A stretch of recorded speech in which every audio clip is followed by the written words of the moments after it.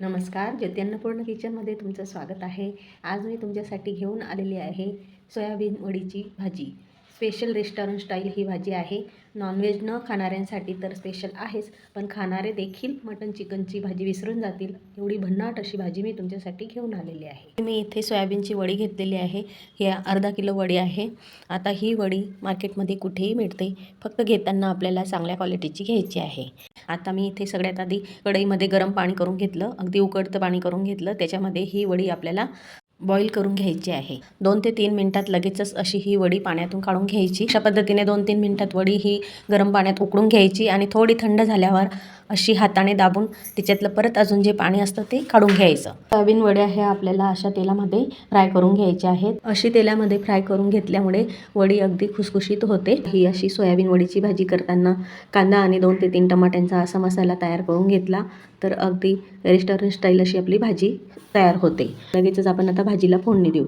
आता फोडणी देताना थोडंसं जास्त प्रमाणात तेल टाकलं आणि दालचिनीचा तुकडा, 2 ते 3 लवंग, 2 ते 3 मिरे आणि तेजपान अशी कडक तेलात फोडणी दिली तर ह्या खड्या मसाल्यांमुळे भाजीला खूपच छान असा सुगंध येतो। आता लगेचच आपण हा वाटून घेतलेला जो मसाला आहे तो देखील आता तेलामध्ये तेल सुटेपर्यंत मसाला परतवायचा।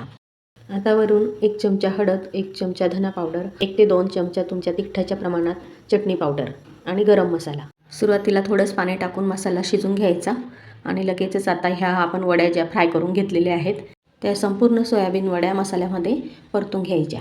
भाजीला आता थोडा रस्सा बनवायचा आहे म्हणून गरम पाणी एका बाजूला करून घ्यायचं। गरम पाण्यामुळे भाजीला चांगली चव येते।